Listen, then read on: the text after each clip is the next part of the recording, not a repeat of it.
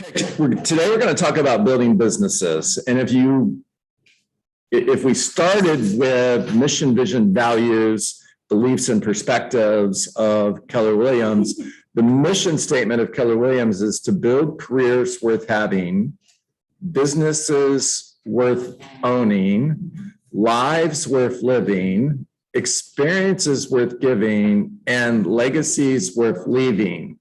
Now let's just focus on the top two, okay? Or 2 and 3. I'm bullet pointing this. To build businesses worth owning. What's a business worth owning look like? Lives worth living. Well, lives worth living is the result of building a business worth owning. The purpose of business is to fund your truly perfect life. What does your truly perfect life look like? Now, if you don't know the answer to that question, then I would challenge you to spend some time inside your journal taking notes on what your perfect life looks like. You should always carry one of these around with you because you have amazing thoughts throughout the day. And if most of you are like me and like everybody else, you tell yourself you're going to write it down later, and then you don't. So just carry this with you everywhere you go. And spend some time talking to yourself about what an amazing life looks like. All right, top of the page on page,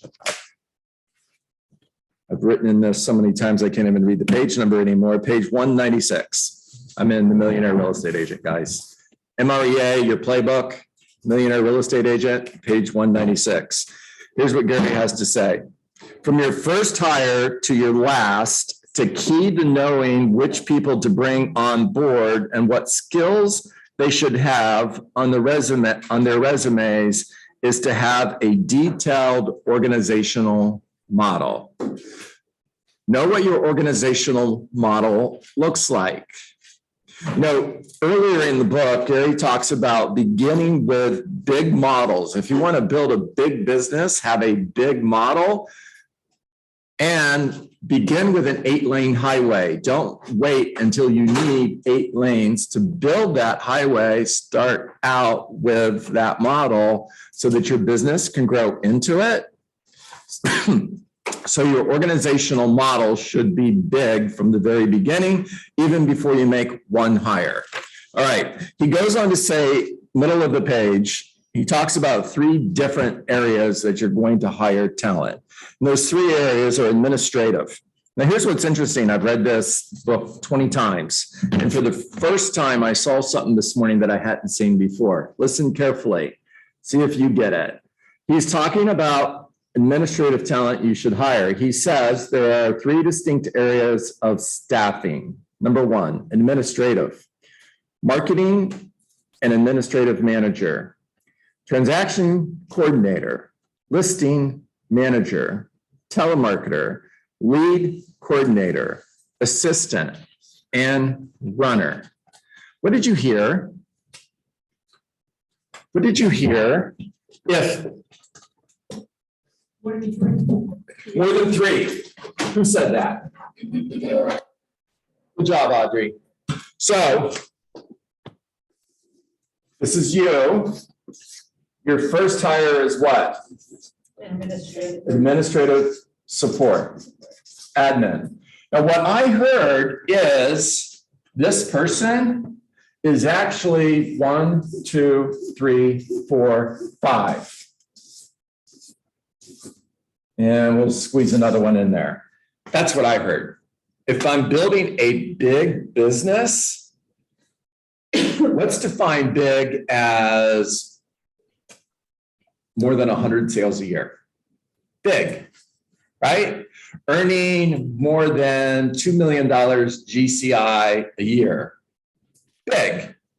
Now, scale back, you're going to start with this person. You're not going to go out and hire 5 people today. That would not be a smart thing to do. However, begin with the end in mind. Stephen Covey. You're going to start by hiring this person, administrative support, but eventually this is going to get so big that you could potentially have 5 different people in admin support. That's what I wanted you to hear. Think bigger. Okay, bottom of the page, Gary goes on to talk. He says, administrative help is at the heart of the organizational model. Here's what I just heard. The most important person you're going to hire as you start building that business is that lead admin. Now we're looking for capacity talent, not cul-de-sac talent. Cul-de-sac talent means they have the talent to do the job that you're hiring them for. However, it's cul-de-sac. In other words, they're probably not going to outgrow that position. They're probably going to be a great transaction coordinator for life, but they may not grow outside that role. Capacity talent means they have the ability to outgrow that role and to grow within your organization.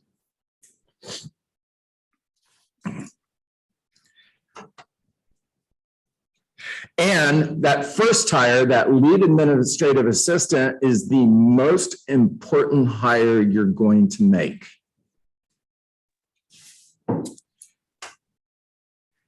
Only after a solid administrative staff is in place do we begin to even think about hiring buyer and seller help.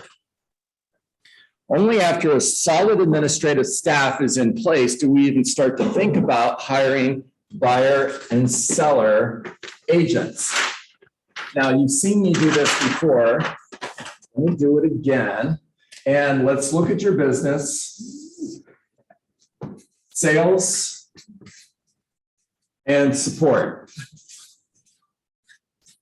Let's pretend for a moment that this is a restaurant and sales is the dining room and support is the kitchen. Now, you own a restaurant, the restaurant is doing well. In other words, you're packing the house every day. You've got people waiting in line to get into your restaurant. You're turning tables. You're making money.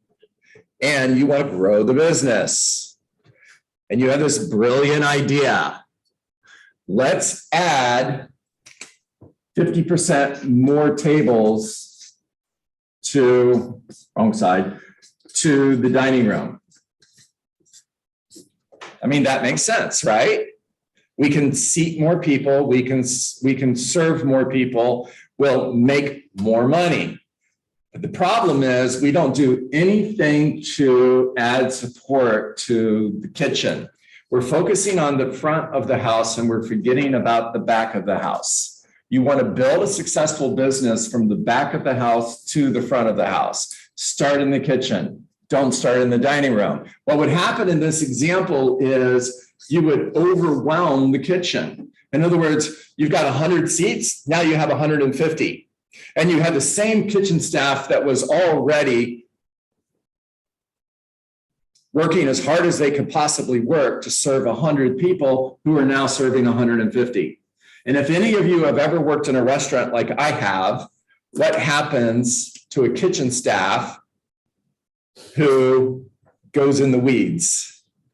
They walk out. In the middle of a Friday night in rush hour, your kitchen staff says, bye-bye, they leave, and now you got 150 people sitting in the dining room going, where's our food?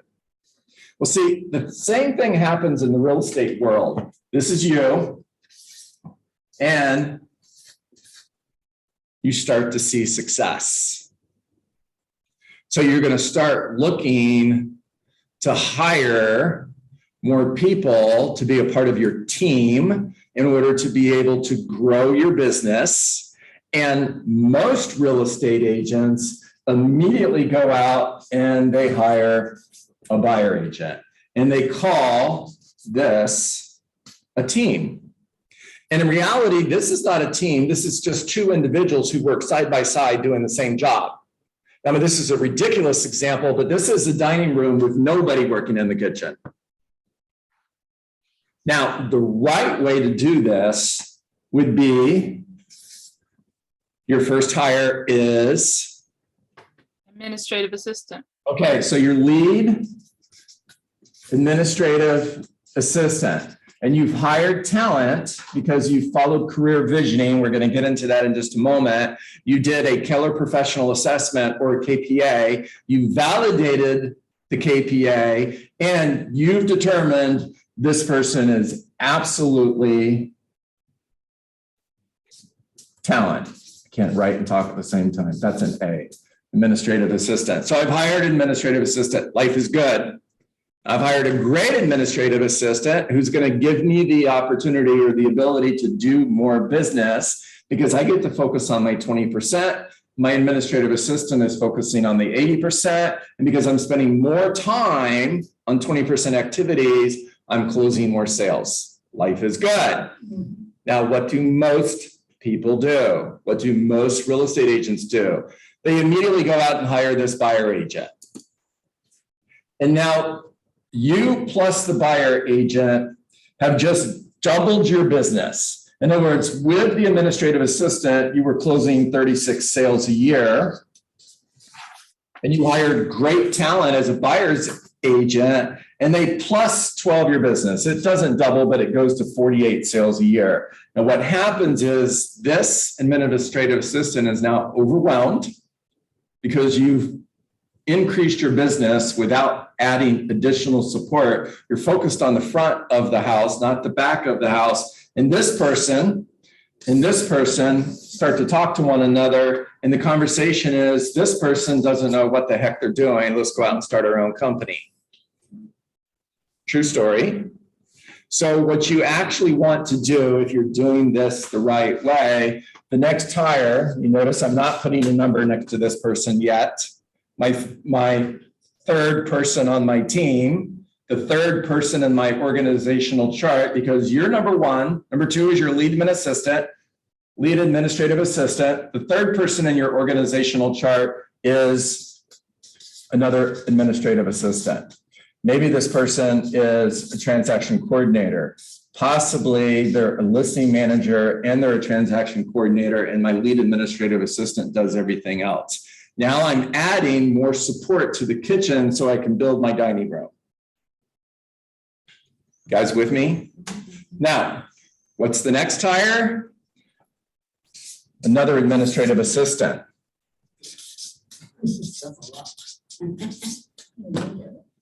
Now, I've hired this person for one reason. The reason I've hired them because I could stop with where I am, and I'm closing 48 deals a year. Life is good. But the reason I hire another administrative assistant is I'm building a staff in order to be able to start building my sales force. And hire number 6, 7, and 8. This can happen very quickly because I've built the foundation in order to support those buyer agents. It could take me 2 years, maybe 3 years, to build out the administrative side of my business. And it might take me 6 months to hire sales support. But I've got a great foundation to start with. So I have the sales support in order to be able to support those buyer agents. What this ends up looking like on an organizational chart is I've got my admin support in place.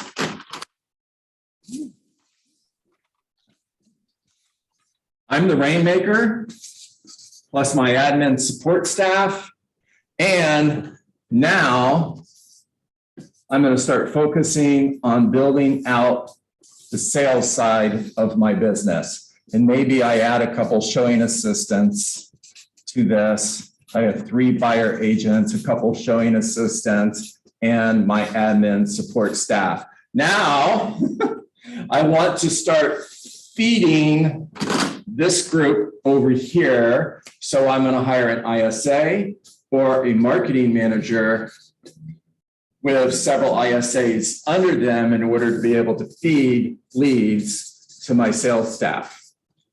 Raise your hand if you're confused. What's an ISA? Inside sales associate, telemarketer. Okay. Now, here's the other side of this conversation. I mean, all of that was great, except if you just start hiring people, it's going to be a complete mess. You're going to call me up and say, John, this absolutely doesn't work. Why the heck did I do this? And I get it.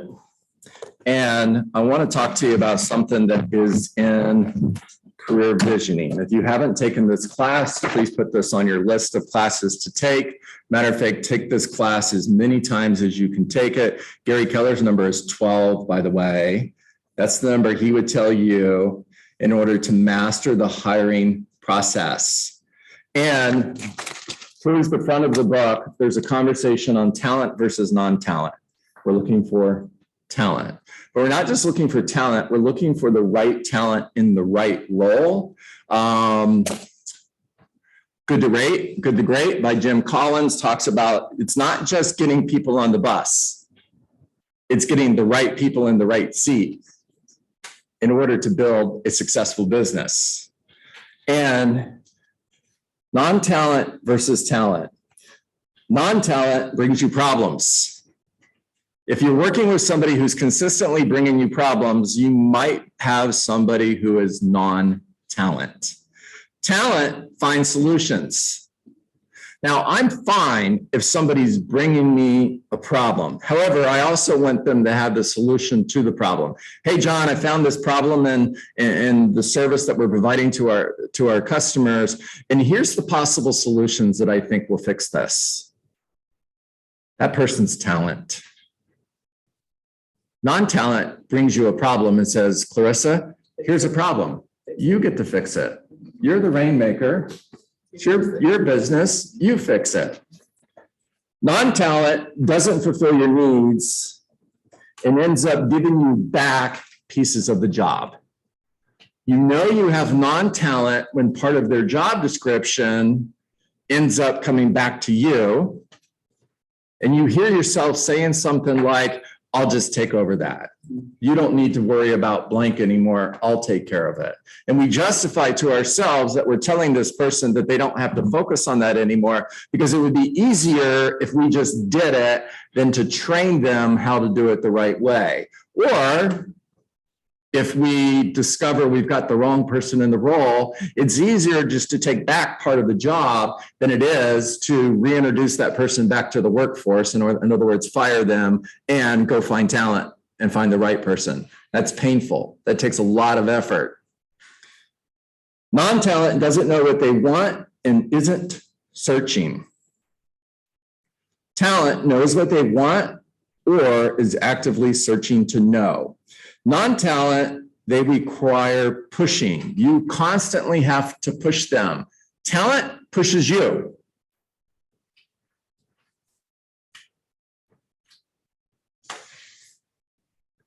Non-talent may not know where the existing bar is set or even what bar you're talking about.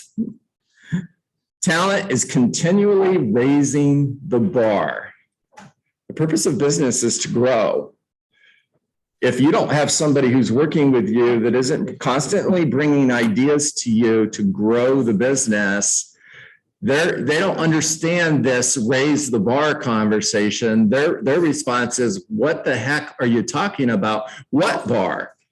Where's the bar? Non-talent doesn't care who they spend time with. Talent demands to be associated with talent and attracts talent. Pay attention to who you're hanging out with.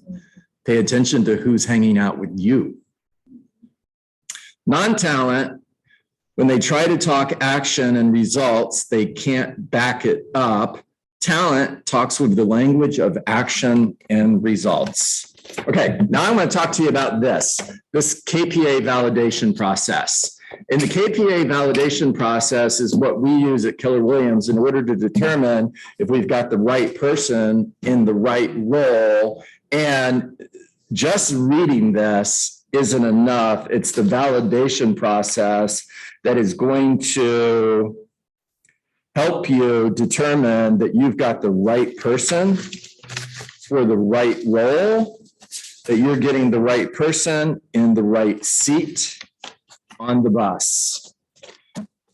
So there's 11 metrics that it measures. One of the metrics that it measures for someone in an MCA role or Market Center Administrator role is intensity. And the match intensity level is 5, 6, 7 on a scale of 1 to 10, with 1 being low, their intensity is super low. They're just like, yeah, and then there's no intensity. And 10 being, holy cow, watch out, this person's intense. For an MCA, we want someone who is in that medium range in order to be a match. We don't want somebody who has no intensity, and we don't want somebody who's too intense. You guys who have been in our ecosystem for a while, you understand why that's important. Now, here's the description for someone who scored a 9 in intensity. A 9 is outside the box of what we're looking for. Now, one of the considerations is others may avoid confronting or disagreeing with this person at times. This person may at times react very quickly to frustration and not get all the facts. Now, if you had an MCA who was too intense, how comfortable would you be, Michael Topo?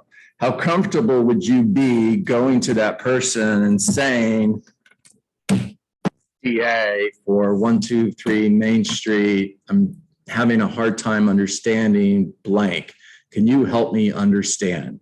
Now, I've got a person who's a 9 or a 10 on the intensity level. It's not going to be fun because I can be equally as intense. Right? Yeah. Yeah. Yeah. And could you have people who aren't intense Right. find themselves avoiding Absolutely. going to that market center administrator and asking for help because they're afraid of the response that they might get? Now, dangerous ground, right? Let's talk about me for a moment. If you looked at my KPA, my Keller Professional Assessment, I'm a 98% match for one role in our company. I am pretty much below the line, which means low to medium. If there was a description for awful or this person sucks, I would be this person sucks in several of the roles in our company. One of those would be the Market Center Administrator. I'm an 11% match for the Market Center Administrator. If Alan were to have hired me, if I would have interviewed with Alan without these systems in place, without these tools in place, and it was just me and him talking, I think I could have talked my way into being hired as a Market Center Administrator because I'm pretty good at that. I think he might have hired me, and the company would be bankrupt by now. No, it's true. And would I be having fun? Have you ever had a job that you weren't very good at, that you didn't enjoy? Did you ever have a job that just sucked the energy out of you? When you went home at night, you thought, oh my God, it's Tuesday. I've got 3 more days before I can just stop working for a couple of days because I'm exhausted. That's how I would have go home if I would have been hired as a Market Center Administrator. Not only would I put the company out of business, I would be miserable. Now, the one role that I'm a match for, it's team leader. Thank God we have team leaders in our company. If Keller Williams ever decides to get rid of the team leader role, I'm out of a job. True story. You go back into production. I'm not doing that. Yes, that's what you would do. Go back to the workforce. Yeah. All right, guys, talk to me. What did you hear? And trust me, I realize for some of you who are just getting started in your real estate business, some of this, Clarissa, it's kind of like that conversation you and I were having a couple of weeks ago when you first started jumping on these Survive to Thrive calls as a brand new agent. Some of it sounded a little like being in a foreign country and everybody's speaking a language that you don't quite understand. And for some of you, that's probably what this sounded like. I would just bookmark this recording because it'll be on YouTube, and I would go back and watch it over and over again. Because all of you, whether your intention is to sell 12 homes a year or 112 homes a year, all of you should be looking at adding leverage to your business in order to be able to build a career worth having, a business worth owning, and a life worth living. They don't teach this anywhere else. The only place you're going to get this is Keller Williams. All right, talk to me. What'd you hear?